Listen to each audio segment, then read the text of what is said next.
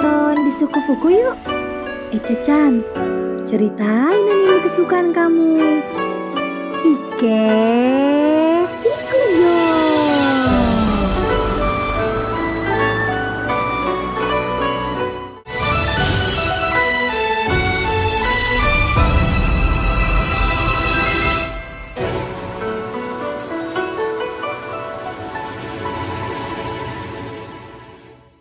Video kali ini, Echa-chan bakal nyeritain kembali Tokyo Revenger episode 22 atau di manganya chapter ke-63.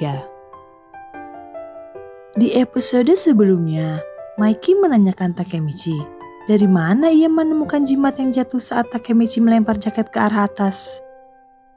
Dari jimat ini akan membawa kita ke cerita 2 tahun lalu saat geng Toman baru saja terbentuk. Seperti apa ya ceritanya? Langsung aja ya Echa-chan ceritain. Pada bulan Juli 2 tahun lalu, diperlihatkan Beiji dan Meiki sedang mengendarai sebuah sepeda motor menuju kuil. Di jalan, Maiki menanyakan Baji bagaimana sekolah barunya. Baji bilang sangat membosankan. Semua orang bermalas-malasan. Meskipun begitu, Maiki berharap bisa masuk ke sekolah yang sama dengan Baji, agar Baji tidak merasa bosan. Selanjutnya, Maiki memuji motor Baji. Menurut Maiki, Baji memiliki motor yang bagus. Ini G5X 250E kan? Tanya Maiki. Yap, Baji mendapatkan motornya dalam kondisi rusak. Cukup lama juga Baji untuk memperbaiki motornya.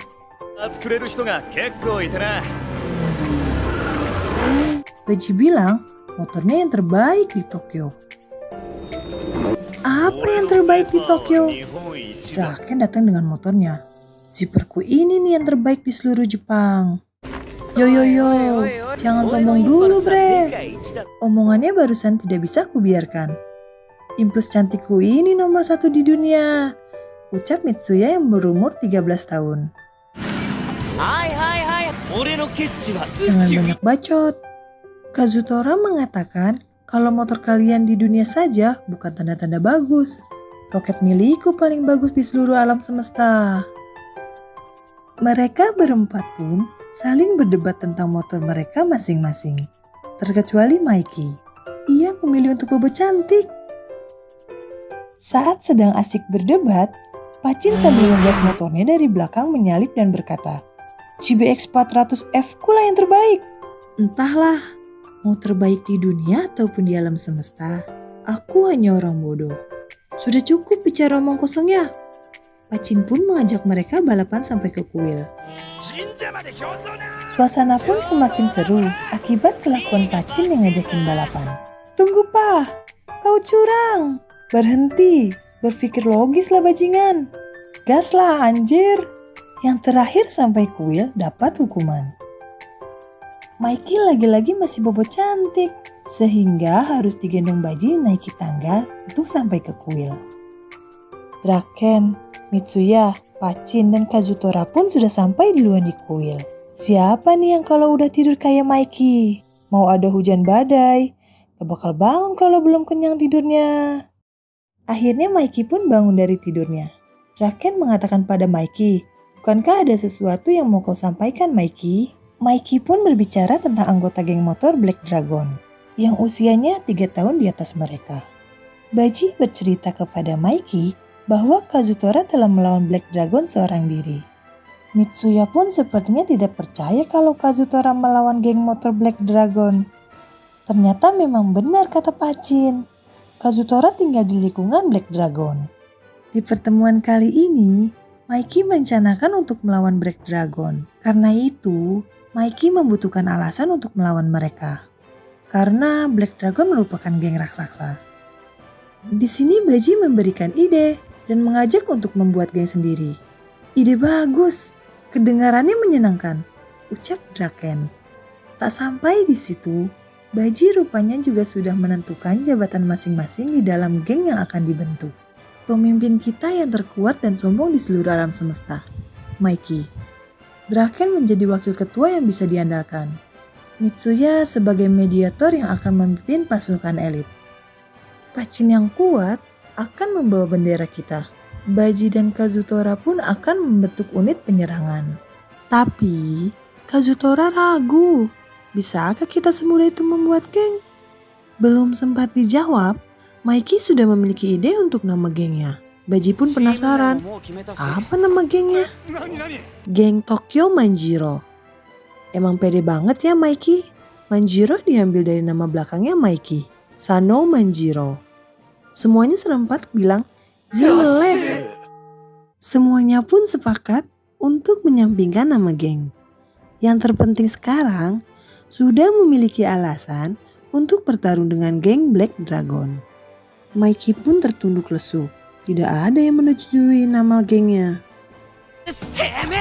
Baji berkata, jadi sudah ditetapkan ya, kita akan memberikan semua apa yang kami punya. Ciptakan era baru untuk kami Maiki. Sambil tersenyum, Maiki pun mengiyakan omongan Baji. Oh.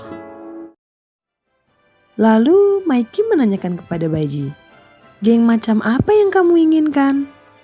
Menurut Baji, geng yang semua untuk satu dan satu untuk semua. Kita mempertaruhkan hidup kita untuk satu sama lainnya. Itulah geng yang aku inginkan. Draken dan yang lainnya sangat bersemangat mendengar omongan Baji.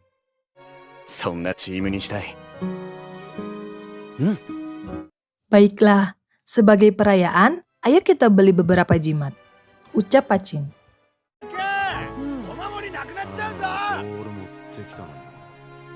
Dan ternyata harga jimat yang mereka ingin beli sangatlah mahal. Masing-masing mengeluarkan uang yang mereka punya.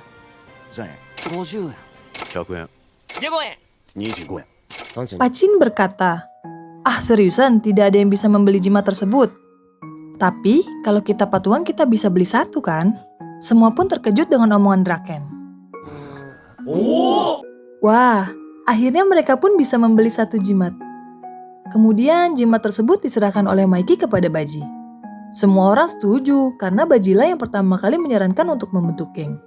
Baji pun berjanji akan menjaga terus jimat tersebut. Nah, jadi dari sanalah jimat tersebut berasal. Kemudian, scene berubah kembali ke tempat geng Toman versus Valhalla. Sambil memegang jimat, Maiki berkata, ini adalah jimat dari hari pertama kami membentuk geng. Bukan Maiki yang menciptakan Toman, tapi Beji. Maiki pun mengatakan apa yang pernah Beji katakan. Kalau dari salah satu teman kita terluka, kita semua akan melindunginya. Aku mau geng yang semua untuk satu dan satu untuk semua. Itulah dasar prinsip geng kita. Suasana pun menjadi pecah. Para pendiri Toman tidak kuasa menahan air matanya. Tak terkecuali Chifuyu dan Takemichi.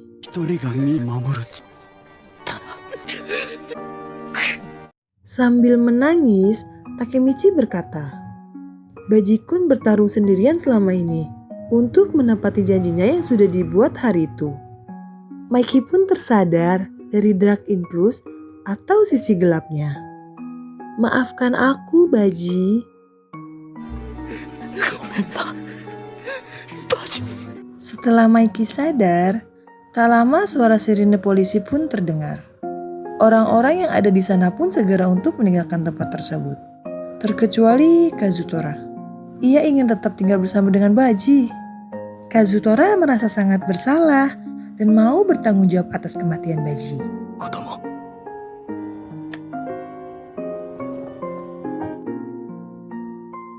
Draken juga memerintahkan anggota geng Toman untuk membuarkan diri.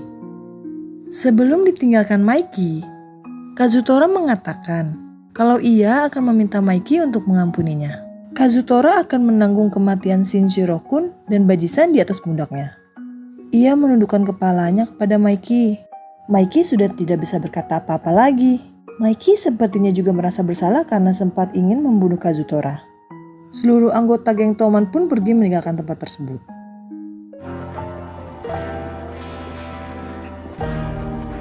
Tak lama polisi pun datang dan akhirnya peristiwa 31 Oktober 2005 selesai. 150 anggota Tokyomanji melawan 300 anggota Valhalla.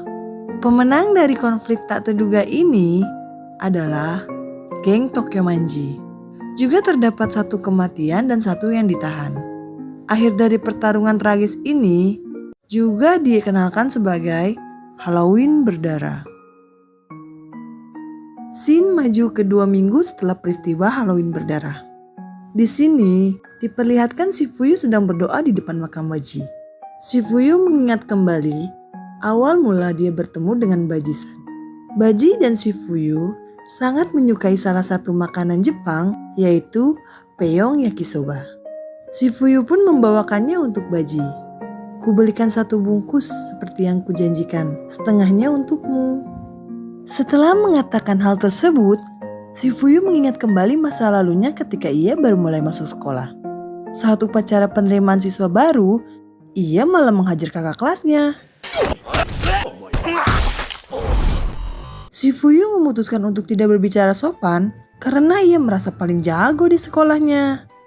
Melawan kakak kelas merupakan hal yang mudah baginya. Akan tetapi, ia tidak tertarik dalam dunia preman.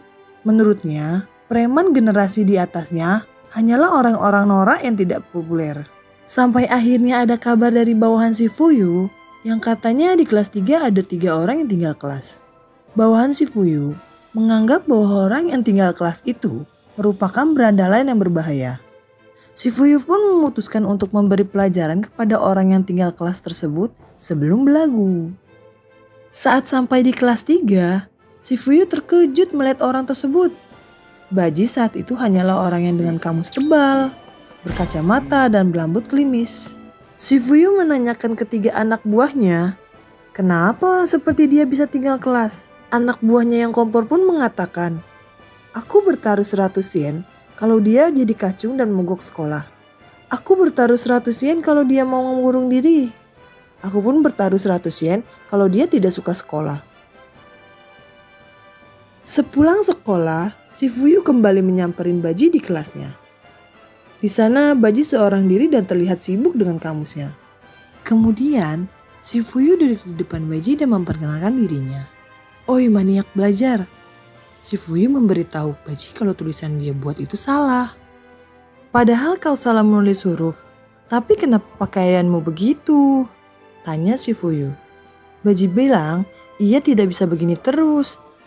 Ternyata Baji berpenampilan seperti itu karena tidak mau tinggal kelas lagi. Baji takut ibunya bakalan sedih. Serius banget Bang Baji. Lalu Shifuyu menunjukkan tulisan yang benar seperti apa. Baji pun senang dan menganggap bahwa Shifuyu orang baik. Selanjutnya Shifuyu bertanya lagi. Sebenarnya tulisan apa yang sedang Baji buat? Sambil gugup Baji memberitahu kalau ia sedang menulis surat. Shifuyu seperti meledek Baji. Kata Baji, bacot, gak ada hubungannya denganmu. Kubunuh kau. Shifuyu pun tertawa dan berkata mulutmu kasar. Dan mereka pun terus melanjutkan obrolannya sampai sore. Hari Shifuyu meninggalkan sekolah, ia terus memikirkan Baji. Ia sangat penasaran dengan Baji. Saat berjalan seorang diri, tiba-tiba saja ia sudah ditunggu oleh sekumpulan geng motor. Rupanya, Shifuyu pernah memukuli junior dari geng motor tersebut. Ketua dari geng motor yang bernama Mandala tersebut menghampiri tepat di hadapan Shifuyu dan berkata, hari ini akan kubuat kau mengingatnya dengan baik. Kalau menyapa orang harus secara sopan. Tak lama, Shifuyu malah menyundul hidung ketua geng tersebut sampai berdarah.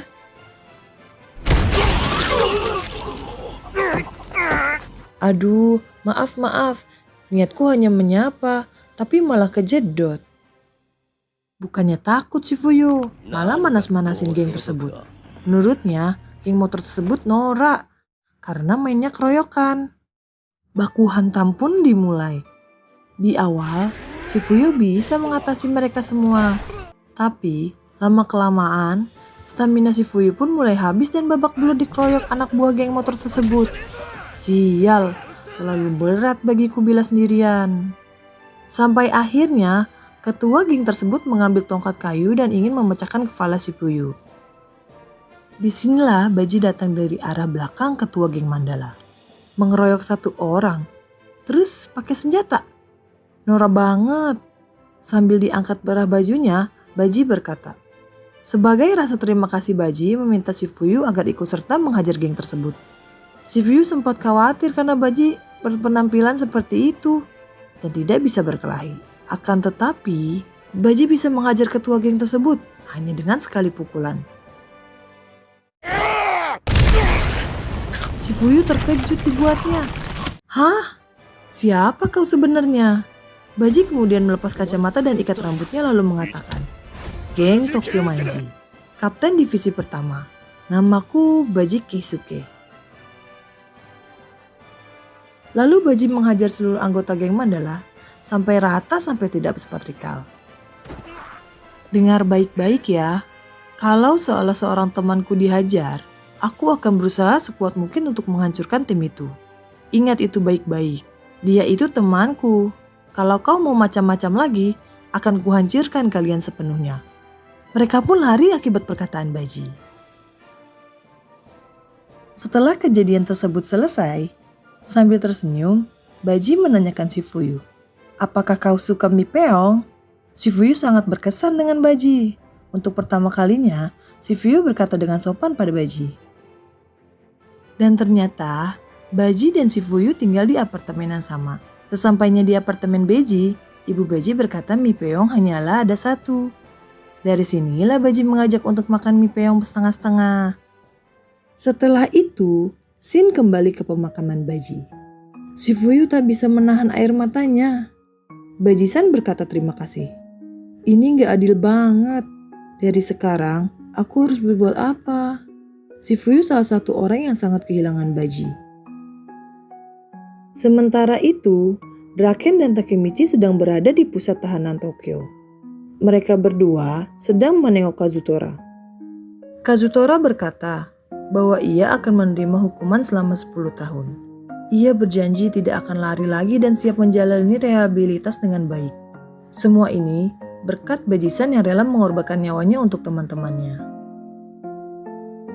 Draken yang sangat mengetahui sifat Kazutora berkata, jangan mati Kazutora, aku paham betul apa yang sedang kau pikirkan. Kau sebaiknya tidak menyelesaikan masalah ini dengan bunuh diri. Tapi, apakah ada hal lain yang bisa kulakukan? Aku hanya tidak tahu, ucap Kazutora. Kemudian, Draken menyampaikan pesan dari Maiki kepada Kazutora. Sekarang dan selamanya, Kazutora adalah keluarga Touman. Aku memaafkanmu. Mendengar hal itu, Kazutora meneteskan kembali air matanya. Selesai. Gimana Mina ceritanya? Seru kan? Apalagi ngeliat anggota geng Touman waktu kecil. Ternyata si Fuyu pernah alay juga ya pada masanya. Dan Baji, seorang yang patut dicontoh karena setia kawannya. Kalau Kazutora menurut kalian gimana? Tulis di kolom komentar ya Mina. Jangan lupa di subscribe dan nonton chapter berikutnya ya. Sayonara. Sayonara.